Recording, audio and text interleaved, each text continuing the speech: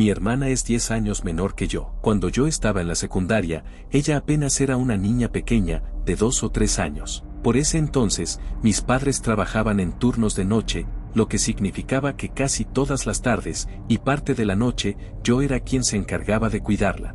No me molestaba. De hecho, me sentía un poco adulto, responsable, como si de verdad tuviera un papel importante en la familia. Vivíamos en una casa de un solo piso, larga y angosta, donde el pasillo principal conectaba todas las habitaciones. La de mis padres quedaba en el extremo más alejado, la de mi hermana, justo al lado. La mía, más cerca del centro de la casa, junto a la sala. A esa edad, mi rutina era simple: llegaba de la escuela, preparaba algo para merendar, ponía la televisión y vigilaba a mi hermana mientras dormía la siesta. Una tarde cualquiera, todo parecía normal. Mi hermana dormía profundamente en su habitación y yo estaba en la sala viendo televisión. Recuerdo exactamente lo que estaba viendo, y no sé por qué ese detalle quedó tan grabado en mi cabeza. Clarissa lo explica todo. Sí, un programa viejo de Nickelodeon. No me avergüenza admitirlo. Era la típica tarde silenciosa. El sol se filtraba por las cortinas, la casa olía a madera y detergente, y lo único que se escuchaba era el murmullo constante del televisor. Hasta que algo interrumpió todo. Un golpe seco. Un portazo, tan fuerte y tan repentino que el sonido rebotó por todo el pasillo. No fue un ruido de afuera, eso lo supe enseguida. Era dentro de la casa. Me quedé rígido en el sofá, con la mirada fija en la televisión. No respiré. No sé cómo lo supe, pero mi mente me gritaba que había sido la puerta del dormitorio de mis padres. No debería haber estado cerrada. De hecho, nadie debería haber estado allí. Pasaron unos segundos que se sintieron eternos. Intenté convencerme de que quizá el viento la había cerrado, o alguna corriente de aire había movido algo. Pero no había ventanas abiertas. Y la casa estaba completamente en silencio. Luego escuché pasos, pequeños, arrastrados.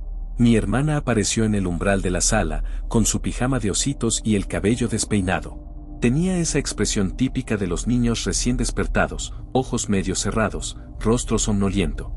La observé en silencio. Mi corazón seguía golpeando con fuerza en el pecho. Ella me miró, parpadeando, y dijo algo que hasta hoy no he podido borrar de mi cabeza. ¿Dónde se fue? Tardé unos segundos en reaccionar. ¿Dónde se fue quién? Pregunté. Mi hermana frunció el ceño con el mismo aire soñoliento y contestó con total naturalidad. La señora que estaba hablando conmigo. No sé cómo describir lo que sentí. Fue como si el aire se volviera más denso, como si toda la casa respirara conmigo. Sentí un mareo repentino, una oleada de frío que me recorrió desde la espalda hasta las piernas. No supe qué decir. No pude decir nada. Me quedé mirándola, intentando entender si estaba bromeando, si seguía dormida, si había imaginado algo, pero su voz no sonaba como la de un niño que inventa una historia. Era tranquila, sincera, demasiado sincera. Me observó un momento más, como esperando que yo respondiera. Pero al no decir nada, simplemente encogió los hombros y sonrió, con un tono casi divertido. No importa. Y se dio la vuelta para volver a su cuarto. Esa ligereza con la que lo dijo me perturbó más que cualquier otra cosa. No fue el portazo, ni la idea de una desconocida en la casa, ni siquiera las palabras la señora que hablaba conmigo. Fue su actitud. La forma en que se encogió de hombros, casi riéndose, como si nada hubiera pasado. Como si no hubiera sentido miedo, ni sorpresa, ni siquiera curiosidad. Era la reacción de un adulto cansado, no la de una niña de 3 años. La vi alejarse por el pasillo hasta que desapareció en su habitación. Y me quedé paralizado. El silencio volvió, pero no era el mismo silencio de antes. Era espeso, opresivo. La televisión seguía encendida, aunque ya no podía escuchar lo que decía. Mi cuerpo se negaba a moverse. Sentía una mezcla de vértigo y náusea, una urgencia de salir corriendo y, al mismo tiempo, un miedo instintivo a hacerlo. No recuerdo cuánto tiempo estuve así, inmóvil, mirando el pasillo oscuro. Pero finalmente logré moverme. Caminé hasta la cocina, abrí el cajón de los utensilios y agarré el cuchillo más grande que encontré. Con las manos temblando, hice una inspección de la casa. Era una estupidez, lo sabía, pero en ese momento necesitaba hacerlo. Empecé por el dormitorio de mis padres. La puerta seguía cerrada. Dudé antes de abrirla. Tenía la respiración contenida. Empujé con cuidado, preparado para lo peor. Nada. El cuarto estaba vacío. Las ventanas cerradas, las cortinas quietas, la cama intacta. Revisé el armario, el baño, debajo de la cama, todo en orden, pero el aire se sentía cargado, como si alguien hubiera estado allí hacía apenas unos minutos. Pasé al cuarto de mi hermana. Dormía otra vez, profundamente, con su muñeca de trapo abrazada al pecho. Respiraba tranquila. Me quedé de pie en la puerta, mirándola, intentando entender qué había pasado. ¿Había soñado despierta?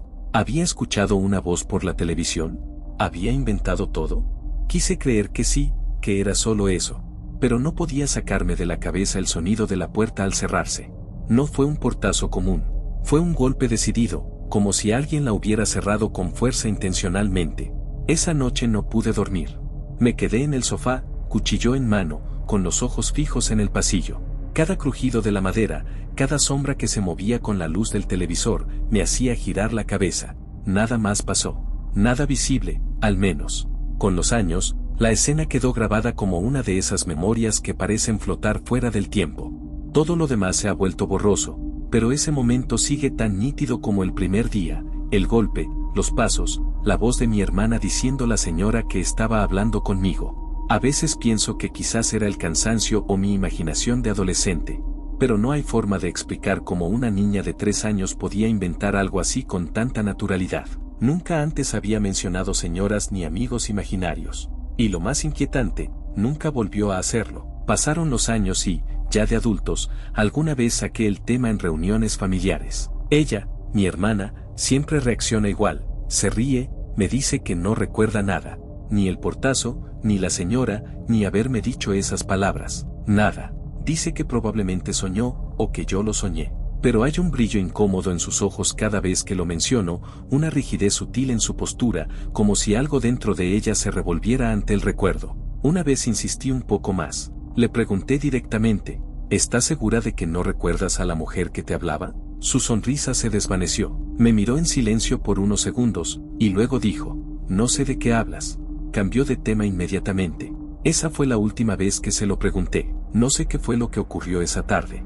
Tal vez una corriente de aire cerró la puerta, tal vez mi hermana habló dormida, tal vez mi mente unió los puntos de manera equivocada, pero hay algo en lo profundo de mí que nunca ha aceptado esa explicación. Entre los 11 y los 13 años, mi habitación tenía algo que nunca me gustó del todo, una pequeña puerta que daba al ático.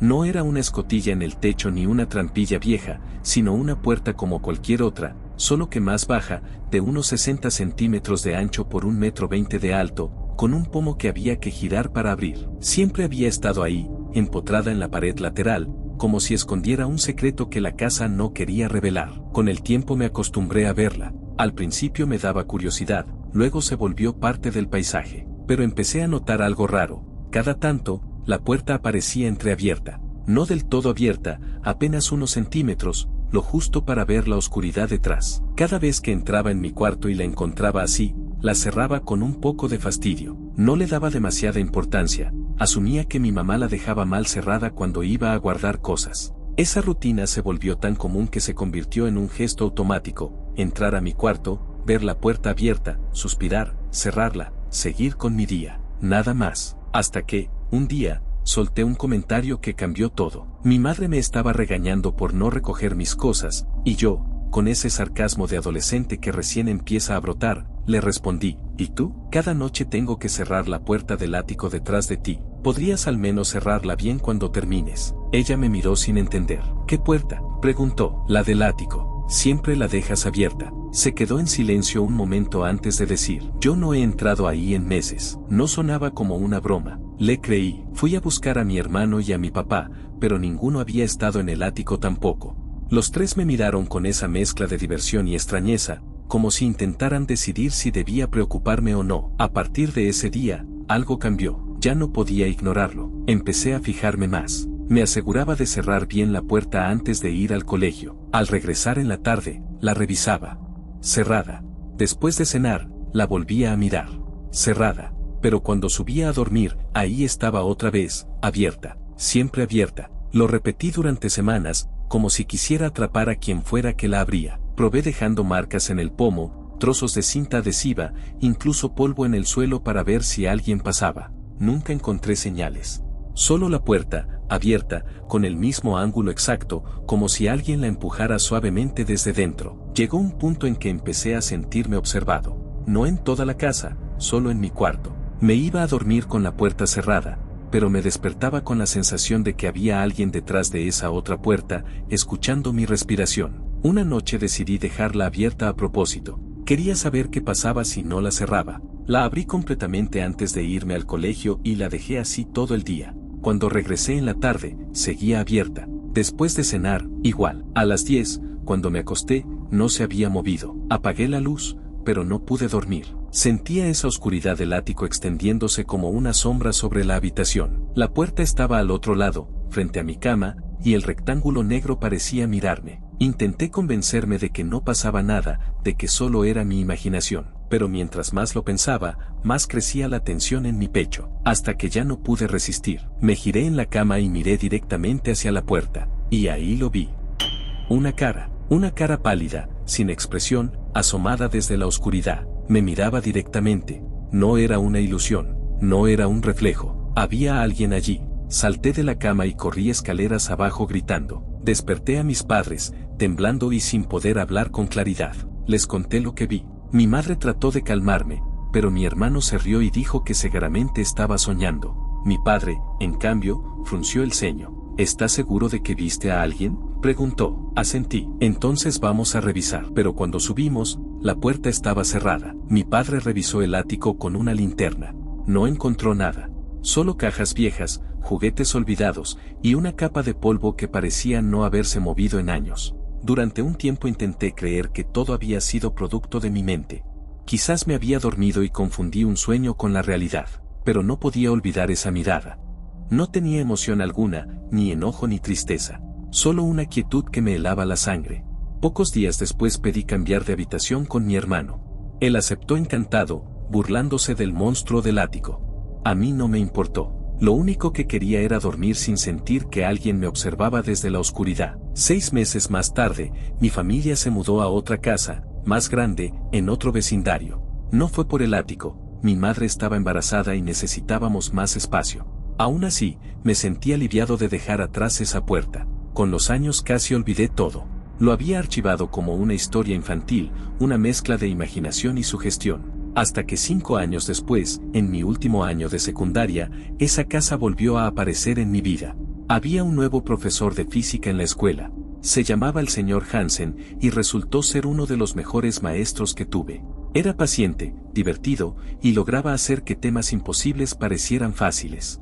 Me convertí en uno de sus alumnos favoritos, y la física se volvió mi materia preferida.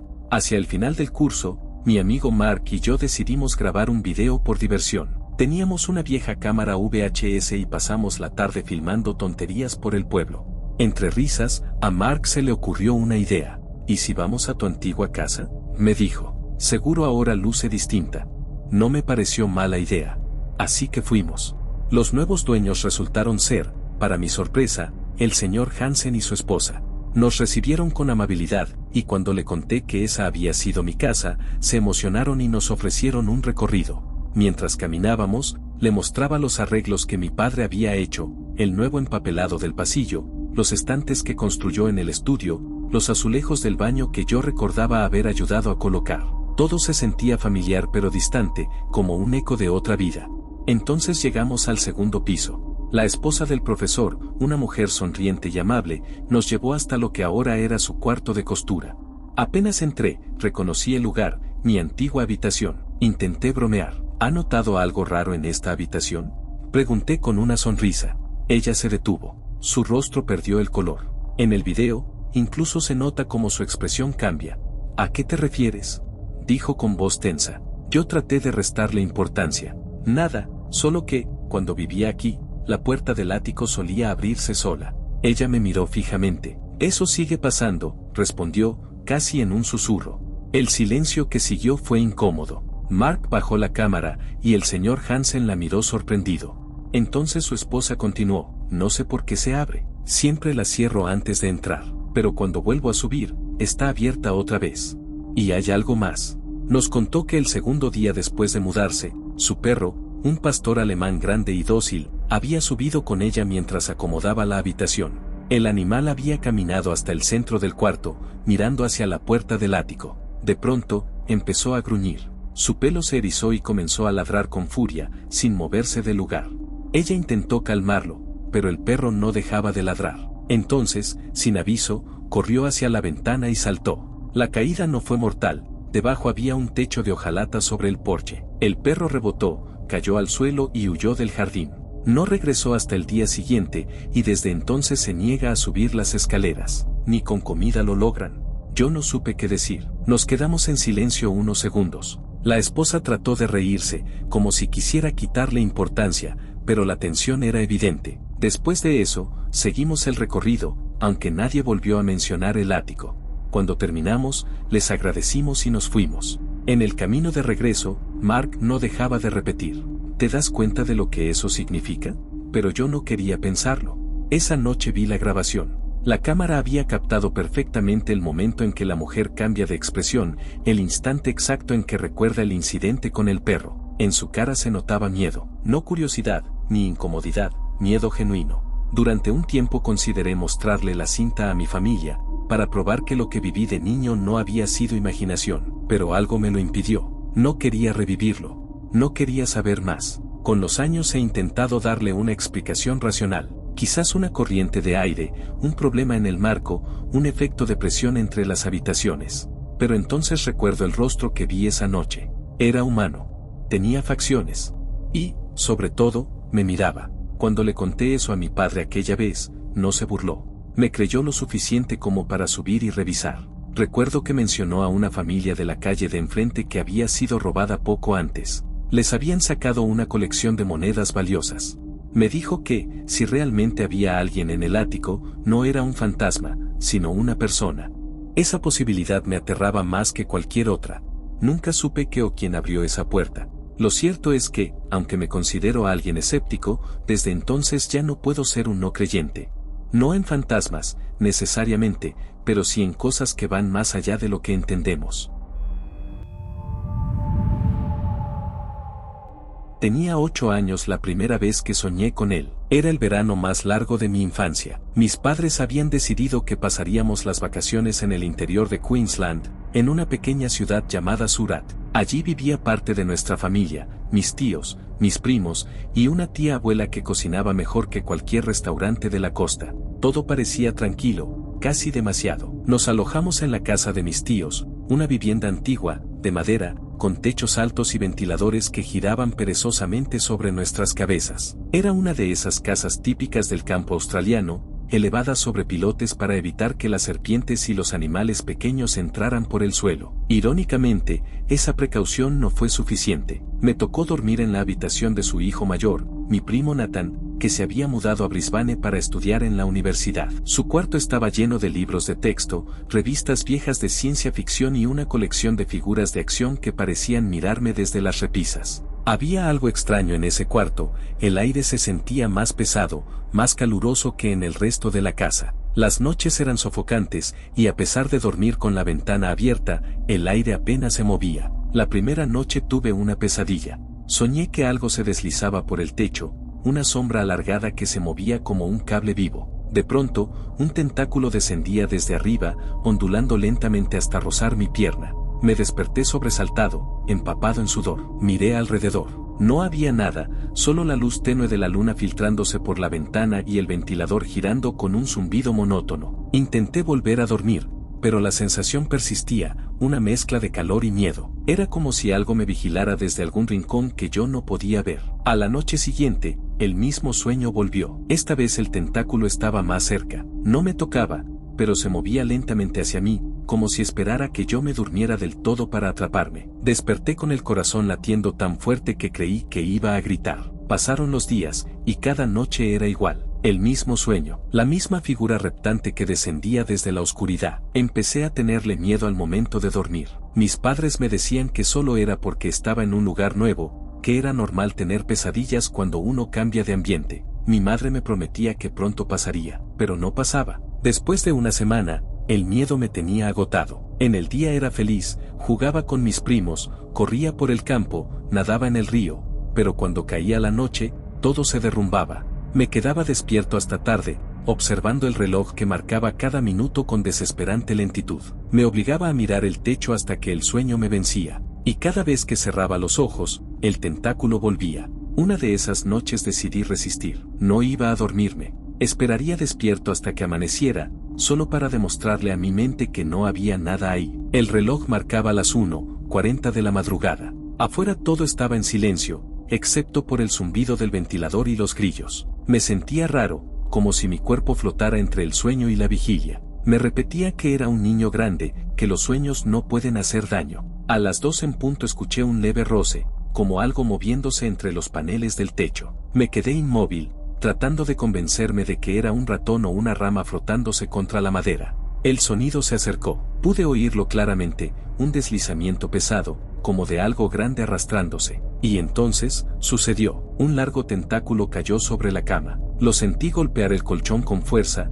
justo al lado de mi pierna. Era grueso, frío y se movía, ondulando como si estuviera vivo. Solté un grito desgarrador. El tentáculo se retorció, rozándome la pierna, y salté fuera de la cama. Grité tan fuerte que mi garganta ardió. Corrí hacia la esquina de la habitación, temblando, incapaz de dejar de gritar. Mis padres fueron los primeros en llegar. Detrás de ellos vinieron mis tíos, mi hermana, todos con el rostro pálido y los ojos aún medio dormidos. Me encontraron encogido contra la pared, señalando la cama y sollozando. Mi padre encendió la luz. Todos miraron hacia donde apuntaba, y ahí estaba. No era un tentáculo, era una serpiente, una enorme pitón de alfombra, de más de 2 metros de largo, gruesa como el brazo de un adulto. Se deslizaba lentamente por la cama, con la lengua bifurcada saliendo y entrando, como si nada.